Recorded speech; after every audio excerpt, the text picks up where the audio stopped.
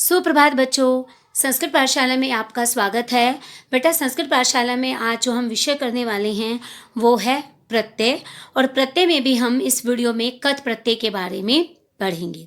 तो इसी के साथ बेटा अब हम शुरू करते हैं कत प्रत्यय। कत प्रत्यय भूतकाल अर्थे प्रयुज्यते, कि जो कत प्रत्यय का जो बेटा प्रयोग है हम किस अर्थ में करते हैं? भूतकाल अर्थ में। ठीक है बेटा, जैसे अपठत, अपठत ये पट धातु है और कौन सा लकार है? लंग लकार, यानी ये भूत काल से संबंधित हमारा लकार है। ठीक है, ठीक उसी प्रकार जब हमारी पट धातु आती है और हम उसमें कत प्रत्यय को जोड़ देते हैं तो हमारा एक नया रूप बनता है पठित।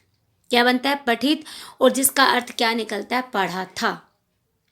ठीक है, ऐसे ही अगच्छत है। अगच्छत में आपकी कौन सी धातु है? गम धातु है। और ये अगच्छत आपका कौन सा रूप है? लंग लकार का रूप है। ठीक उसी प्रकार जब हम गम धातु में कत प्रत्यय को जोड़ते हैं तो हम क्या बनता है? गत, और जिसका अर्थ होता है गया था। पठन्तु एतानि वाक्यानि। ठीक है बेटा, अब आपने इन वाक्यों को ध्यान से पढ़ना है। पहले क्या लिखा हुआ है ध्यान से पढ़िए, कर्तृवाच्य वाक्यम। ये जो वाक्य है आपका, ये कर्तृवाच्य का वाक्य है जिसमें हमारे पास वाक्य आता है बालकः लेखम अलिखत। ठीक है, बालकः लेखम अलिखत, बालक ने लेख लिखा, मतलब वो लेख वो जो है बालक लिख चुका है। ठीक है, इसमें जो बालक है बेटा वो कर्ता है। ठीक है, और इसमें बालक में कौन सी विभक्ति लगी हुई है? प्रथमा विभक्ति है। लेख में यानी हमारा ये कर्म है, और कौन सी विभक्ति लगी है? द्वितीय विभक्ति। और अलिखत जो है इसे क्रिया है। और क्रिया जो है कर्तृवाच्य में जो क्रिया का प्रयोग करते हैं बेटा वो हम अपने कर्ता के अनुसार करते हैं। कर्तृवाच्य में प्रधानता किसकी होती है? हमारे कर्ता की होती है। ठीक है, और क्रिया हमारी किसके अनुसार लगती है? कर्ता के अनुसार। उसके बाद है बेटा आप ध्यान से देखिए इधर कर्मवाच्य। कर्मवाच्य में बेटा इसके विपरीत होता है कि जिस वो कर्ता होता है उसमें हमारी कौन सी विभक्ति होती है? तृतीय विभक्ति का प्रयोग होता है। और लेख जो हमारा कर्म होता है उसमें कौन सी विभक्ति होती है? प्रथमा विभक्ति। और जो क्रिया होती है लिखित, वो क्रिया हमारे किसके अनुसार लगती है? कर्म के अनुसार। ठीक है, कर्तृवाच्य में जो क्रिया लगी थी हमारी वो कर्ता के अनुसार, लेकिन कर्मवाच्य में जो क्रिया लगी थी है वो हमारी किसके अनुसार लगती है? हमारे कर्म के अनुसार। ठीक है बेटा, समझ आ गया आपको कि क्रिया किसके अनुसार लगेगी? हमारे कर्म के अनुसार। इसी के साथ बेटा मैं आपको एक बात और बता देना चाहती हूँ कि कत प्रत्यय में जो हमारा कर्मवाच्य वाक्य का प्रयोग अधिक होता है, यानी कत प्रत्यय किस में होता है? कर्मवाच्य वाक्यम। जो कर्मवाच्य वाक्यम है उसमें हमारा कत प्रत्यय का प्रयोग होता है, और क्रिया हमारी किसके अनुसार लगती है? कर्ता के अनुसार। ठीक है, और कर्म में कौन से लगती है? हमारी प्रथमा विभक्ति। ये बात आप अच्छे से समझ लीजिए बेटा, ये बहुत ज़रूरी है कि कर्तृवाच्य में जो क्रिया हमारी किसके अनुसार लगती है? कर्तृपद के अनुसार, यानी कर्ता के अनुसार। और कर्मवाच्य में हमारी क्रिया किसके अनुसार लगती है? हमारे कर्म के अनुसार। आगे है बेटा कत प्रत्यय युक्ता नाम पदा नाम रूपाणी त्रिषु लिंगेषु भवंती, कि जो कत प्रत्यय से युक्त पद होते हैं, ठीक है, वो हमारे कितने लिंगों में होते हैं बेटा? तीनों लिंगों में होते हैं। आप जानते हैं कि संस्कृत में हमारे लिंग कितने हैं? 3, पुल्लिंग, स्त्रीलिंग और नपुंसकलिंग। जो कत प्रत्यय से युक्त जो पद हैं हमारे वो तीनों रूपों में, तीनों लिंगों में हमारे समक्ष आते हैं। तो जैसे कि बेटा अभी हमने पढ़ा है कि कत प्रत्यय का जो प्रयोग है हमारा लिंग के अनुसार, यानी तीनों लिंगों में होता है। अब आप यहाँ पे देखिए, जैसे आपकी धातु है कथ। ठीक है, जब आपने उसमें कत प्रत्यय जोड़ा, ठीक है, तो पुल्लिंग में उसका रूप कैसे चलता है? कथितः। स्त्रीलिंग में कथिता, नपुंसकलिंग में कथितम। ठीक उसी प्रकार पट धातु है, जब आपने उसमें कत प्रत्यय जोड़ा, ठीक है, तो पुल्लिंग में कैसे चलेगा? पठितः, स्त्रीलिंग में पठितः और नपुंसकलिंग में पठितम। लिख धातु है बेटा आपके पास, जब आपने लिख धातु में कत प्रत्यय को जोड़ दिया तो पुल्लिंग में हमारा रूप कैसे चलता है? लिखितः, स्त्रीलिंग में लिखिता और नपुंसकलिंग में लिखितम। हन धातु है बेटा आपके पास, आपने कत प्रत्यय उसमें जोड़ा तो पुल्लिंग में कैसे रूप चलेगा? हतः, स्त्रीलिंग में हता और नपुंसकलिंग में हतम। नी धातु है आपके पास, आपने कत प्रत्यय उसमें जोड़ दिया तो पुल्लिंग में नीतः, स्त्रीलिंग में नीता और नपुंसकलिंग में नीतम। हस में आपने कत प्रत्यय जोड़ा तो हसितः पुल्लिंग में, हसिता स्त्रीलिंग में और नपुंसकलिंग में हसितम। क्री धातु में जब आपने कत प्रत्यय जोड़ा बेटा तो पुल्लिंग में कृतः, स्त्रीलिंग में कृता और नपुंसकलिंग में कृतम। भू धातु में जब हमने कत प्रत्यय को जोड़ा तो पुल्लिंग में भूतः, स्त्रीलिंग में भूता और नपुंसकलिंग में भूतम।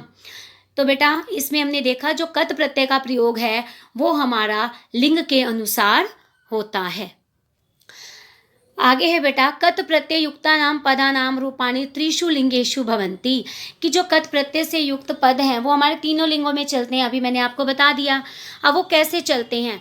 पुल्लिंग में बालकवत, ठीक है, पुल्लिंग में जो इसके रूप चलेंगे जब आप कत प्रत्यय धातु में लगा दोगे तो पुल्लिंग में कैसे चलेंगे? बालकवत, बालकवत यानी कि बालक शब्द रूप के अनुसार। स्त्रीलिंग में लतावत, लता के समान, और नपुंसकलिंग में फलवत यानी फल के समान। यानी अगर क्री धातु में आपने कत प्रत्यय जोड़ा तो पुल्लिंग में कैसे चलेंगे? कृतः, स्त्रीलिंग में कैसे चलेगा? कृता, और नपुंसकलिंग में कृतम। आगे है बेटा आपका कत प्रत्यांत पदस्य प्रयोग विशेषण रूपेण अपि भवति, कि कत प्रत्यांत पद का प्रयोग विशेषण रूप में भी होता है। यथा कत प्रत्यांत पदानी, अब ये जो आपके पास आए हैं इनमें क्या लगा हुआ है? आपका कत प्रत्यय लगा हुआ है। यानी भी धातु थी, आपने उसमें कत प्रत्यय लगा दिया तो स्त्रीलिंग में उसका रूप कैसे बना? भीता। नपुंसकलिंग में खादितम। अब ये खाद धातु थी आपके पास, आपने इसमें कत प्रत्यय लगाया और तो नपुंसकलिंग में हमने अभी पढ़ा था कैसे चलेगा उसका रूप? जैसे खादितम, ठीक है। और श्रु धातु थी आपके पास, आपने उसमें कत प्रत्यय लगाया तो पुल्लिंग में उसका रूप कैसे चल रहा है? श्रुतः। तो इसमें विशेष्य पदानी, यानी कि ये भीता, खादितम, श्रुतः, ये आपके क्या आए हैं? विशेषण रूप। और विशेष्य क्या है? बालिका। डरी हुई कौन है? बालिका। अनम, क्या खाया है? अनम, ठीक है। क्या सुना गया है? पाठ, ठीक है। इसी प्रकार से पृष्ठः, पूछा गया, प्रश्न। पीतम, पिया गया, दुग्धम। पठितम, पढ़ा गया, पाठम। यह आपके विशेष्य पद हैं और ये आपके कत प्रत्यांत पदानी यानी विशेषण रूप हैं, ठीक है। ये आपके विशेषण है, विशेषता बता रही है, ठीक है बेटा। तो चलिए बेटा कत प्रत्यय के बाद हम इसके अभ्यास के द्वारा कत प्रत्यय को समझने का प्रयत्न करते हैं। पहला प्रश्न है आपका, मंजूषाया उचितम विशेषणम चित्वा समक्षम लिखतः, कि मंजूषाया में आपको विशेषण दिए गए हैं, ये आपके विशेष्य लिखे गए हैं, आप इनको पढ़ते जाओ और इससे संबंधित विशेषण मंजूषा में से छांट कर आप यहाँ पे लिखते जाओ। बालकः, प्रबुद्ध, जाग गया, ठीक है। पुष्पम, विकसितम। अश्वः, धावितः। सूर्यः, तप्तः। पाठः, पठितः। बालिका, सुप्तः। पथिकः, शान्तः। फलम, पक्वम, ठीक है बेटा। तो ये आपके विशेष्य थे, मंजूषा में से आपने विशेषण को छांट कर यहाँ पर लिख दिया है। उसके बाद है प्रश्न नंबर 2 बेटा आपका, अधोलिखितेषु वाक्येषु स्थूल पदानां प्रकृति प्रत्ययो संयोज्य विभेज्य वा लिखत। अब आपके पास वाक्य दिए गए हैं बेटा, इसमें से आपने प्रकृति प्रत्यय अलग भी करने हैं और उनको जोड़कर भी आपने लिखना है। आपके पास पहले वाक्य आ रहा है, छात्रै संस्कृत दिवसस्य आयोजनम क्री प्लस कतः। तो आपने क्री धातु में जब कत प्रत्यय जोड़ दिया तो कृतम बनेगा आपका, कि छात्रों के द्वारा संस्कृत दिवस का आयोजन किया गया। व्यासेन महाभारतम विरचितम, कि व्यास ने महाभारत रचा, ठीक है। व्यास के द्वारा महाभारत रचा गया। व्यास से तृतीय भक्ति लगी हुई है, ठीक है। ये क्रमवाच्य हुआ आपका, ठीक है। हमने पढ़ा था ना कि जो आपका कत प्रत्यय है वो क्रमवाच्य के अनुसार उसका प्रयोग होता है। क्रमवाच्य जो वाक्य होगा आपका उसमें आपका कत प्रत्यय का प्रयोग होगा, ये हमने पढ़ा है। तो व्यासेन महाभारतम विरचितम, व्यास के द्वारा महाभारत लिखा गया। तो वी इसमें हमारा क्या? उपसर्ग है। रच हमारी इसमें धातु है और प्रत्यय कौन सा है? कत प्रत्यय, तभी तो विरचितम आ रहा है। कालिदासेन त्रीणि नाटकानि रच प्लस कत, कालिदास ने 3 नाटक लिखे। कितने नाटक लिखे? 3।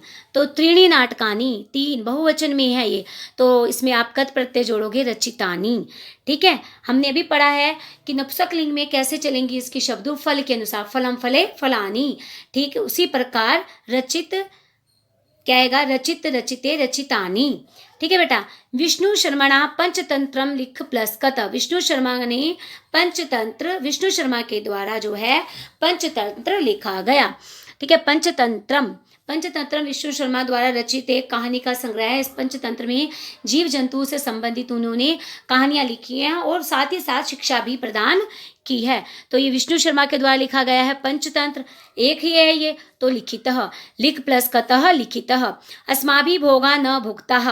ठीक है, तो भुज प्लस कतः, भुक्ता, भू यहाँ पे धातु है, भुज आपकी धातु है, आपने उसमें कत प्रत्यय जोड़ दिया।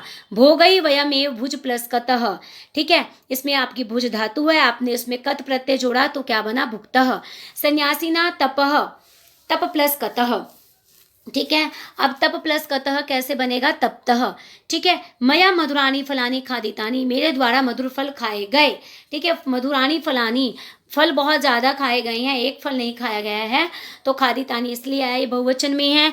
तो आपसे पूछे इसमें प्रत्यय कौन सा लगा है, खाद प्लस कत। ठीक है, क्योंकि मैंने आपको पहले भी बताया था कि जो लास्ट में त शेष बचता है कत प्रत्यय में, कथितः त शेष, कत प्रत्यय कथिता, लास्ट में ता बचता है, कत प्रत्यय और स्त्रीलिंग के लिए है कथितम। ठीक है, जहाँ पर लास्ट में तम आ जाए तो वहाँ पर हमारा क्या लगेगा, कत प्रत्यय लगेगा। पहचान आपने ये करनी है, त लास्ट में बचे तो पुल्लिंग में है ये कत प्रत्यय, ता लास्ट में बचे जैसे कथिता। ठीक है, ता लास्ट में बचे पठिता, लिखिता, हता, ता लास्ट में बचे तो ये स्त्रीलिंग है आपका, और इसमें कौन किसका प्रयोग हुआ है, किस प्रत्यय का, कत प्रत्यय का।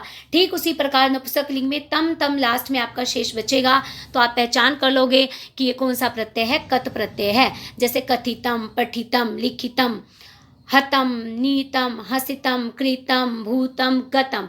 तो लास्ट में तम तम आ रहा है तो ये नपुंसक लिंग में चल रहा है ये रूप, और इसमें प्रत्यय कौन सा लगा है धातु में, क्या कहेंगे आप, कत प्रत्यय। तो बेटा ये था आपका प्रत्यय जिसमें मैंने आपको कत प्रत्यय समझाया है। उम्मीद करती हूँ ये कत प्रत्यय आप लोगों को अच्छे से समझ में आ गया होगा। धन्यवाद।